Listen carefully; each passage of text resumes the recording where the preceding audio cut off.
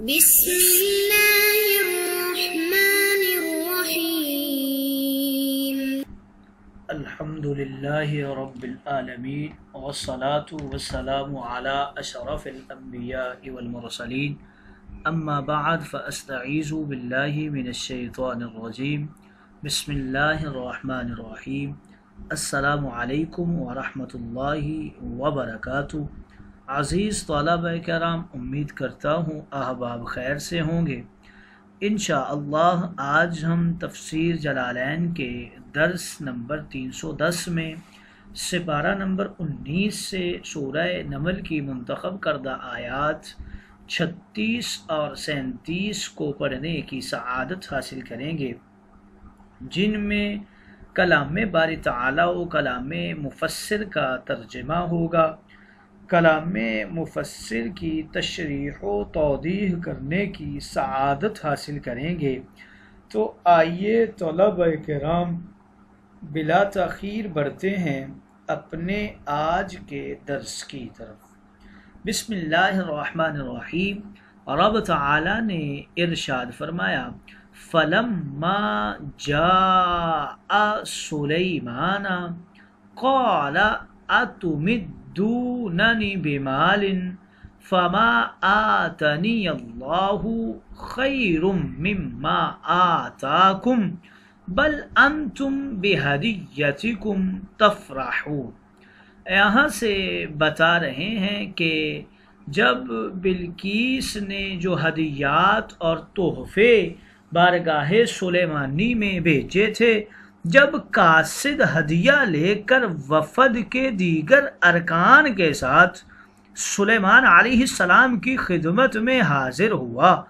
تو سلیمان علیہ السلام نے فرمایا، قال اتمدوننی بمال،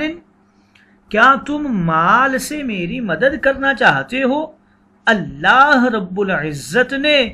نبوت اور ملک جو مجھے عطا فرمایا ہے وہ تمہاری اس دنیا سے بہت بہتر ہے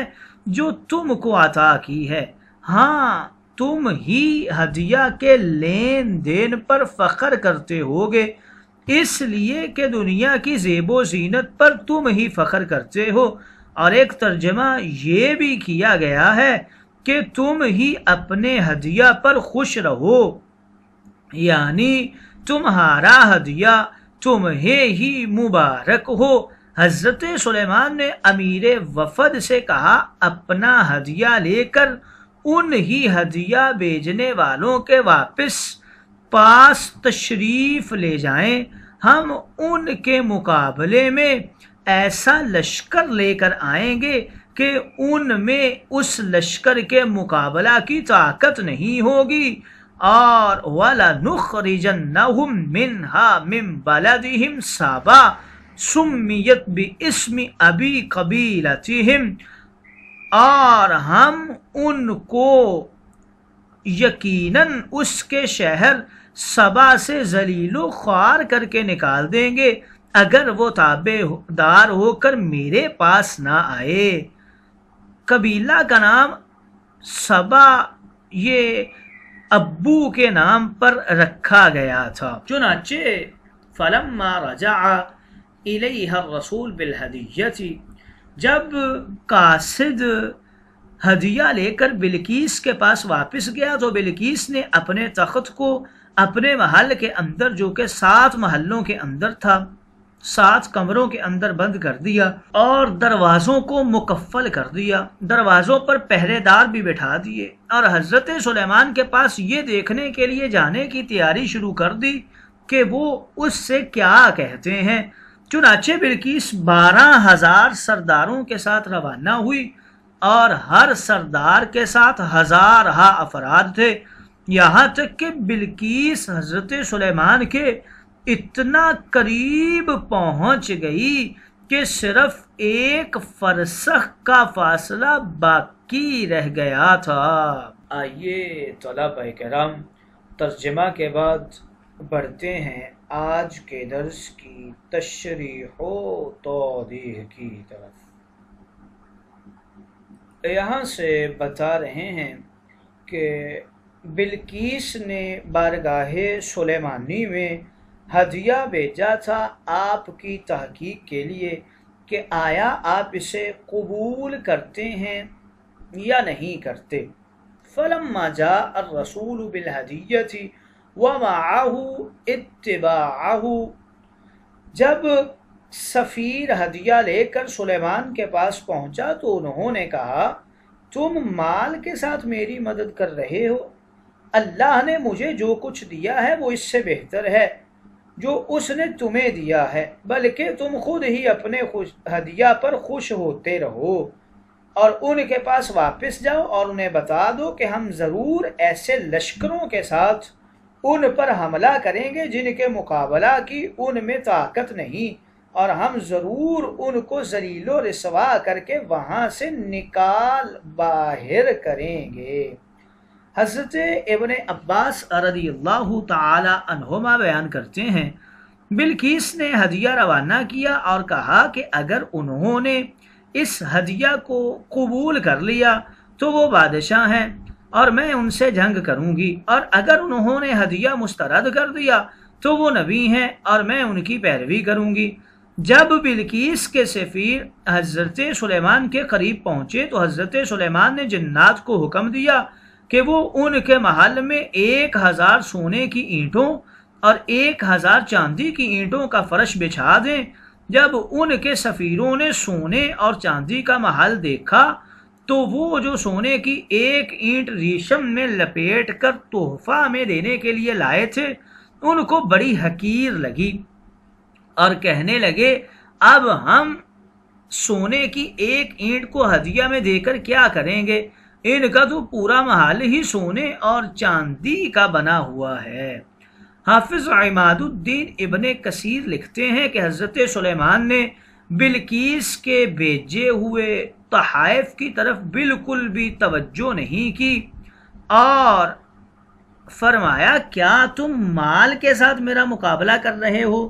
میں تم کو تمہارے ملک میں شرک کے حال پر نہیں چھوڑوں گا۔ اللہ نے مجھے جو ملک، مال اور لشکر عطا کیے ہیں وہ تمہارے سونے اور چاندی سے بہت افضل ہیں، اپنے ان تحفوں پر تم ہی خوشی مناؤ، میں تم سے اسلام یا تلوار کے سوا اور کسی چیز کو قبول نہیں کروں گا۔ ان کے پاس واپس جاؤ اور انہیں بتا دو کہ ہم انہیں ضرور بالضرور ایسے لشکروں کے ساتھ ان پر حملہ کریں گے جن کے مقابلے کی ان میں طاقت نہیں ہے، اور ہم ضرور ان کو ذلیل و رسوا کر کے وہاں سے باہر نکال دیں گے۔ جب بلقیس کے سفیر بلقیس کے ہدیے واپس لے کر اس کے ملک پہنچے تو انہوں نے حضرت سلیمان کا جواب سنایا۔ بلقیس اور اس کی قوم نے سر اطاعت جھکا دیا اور اپنے لشکر کے ساتھ اطاعت گزار ہو کر حضرت سلیمان کی طرف روانہ ہوئی۔ جب حضرت سلیمان کو یہ معلوم ہوا کہ بلقیس اپنے لشکر کے ساتھ اطاعت کرتے ہوئے ان کے پاس آ رہی ہے تو وہ اس بات سے بہت خوش ہو گئے تھے۔ علامہ قرطبی نے لکھا ہے کہ بلقیس کے قاصد خود بھی مبہوت اور مرعوب ہو کر واپس ہوئے اور حضرت سلیمان کا اعلان جنگ سنایا تو بلقیس نے اپنی قوم سے کہا کہ پہلے بھی میرا خیال تھا کہ سلیمان دنیا کے بادشاہوں کی طرح بادشاہ نہیں ہے، بلکہ اللہ کی طرف سے ان کو کوئی خاص منصب بھی ملا ہوا ہے، لہٰذا ان سے لڑنا اللہ سے مقابلہ کرنا ہے جس کی ہم میں طاقت نہیں ہے۔ یہ کہہ کر بڑے ساز و سامان کے ساتھ حضرت سلیمان کی خدمت میں حاضری کی اس نے تیاری شروع کر دی۔ بعض روایات سے معلوم ہوتا ہے کہ ملکہ بلقیس کے 312 مشیر تھے اور ہر مشیر کے ماتحت 10 ہزار افراد تھے۔ اس حساب سے 3 کروڑ 20 لاکھ افراد ہوئے اور 312 مشیر مزید تھے۔ ابن حاتم نے ابن عباس سے روایت کیا ہے کہ مشیران خاص کی تعداد 12,000 تھی اور ہر مشیر ماتحت 1 لاکھ افراد سے۔ اس حساب سے 1200 کروڑ یعنی 1 ارب 20 کروڑ افراد ہوئے۔ نیز خود ملکہ بلقیس کے ماتحت 400 بادشاہ تھے اور ہر بادشاہ کے ماتحت 400,000 مقاتل تھے۔ صاحب روح المعانی نے مذکورہ تعداد کے بارے میں کچھ یوں تحریر فرمایا ہے: یمن ایک بہت چھوٹا سا ملک ہے، اس زمانہ میں کل آبادی بھی اتنی نہیں ہوگی جتنی کہ مشیروں اور ماتحتوں کی بیان کی گئی ہے۔ خلاصہ کلام یہ ہے کہ اپنے قیمتی اور مشہور زمانہ تخت شاہی کو محفوظ مقام میں منتقل کر کے حضرت سلیمان کی خدمت میں حاضری کی تیاری شروع کر دی۔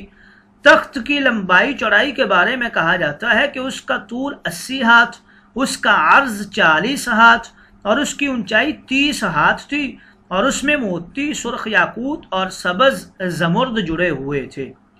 ایک روز حضرت سلیمان علیہ السلام نے دور سے غبار اڑتا ہوا دیکھا تو معلوم کیا کہ یہ کیا ہے۔ حاضرین نے جواب دیا: نبی اللہ ملکہ بلقیس اپنے ساتھیوں کے ساتھ آ رہی ہے،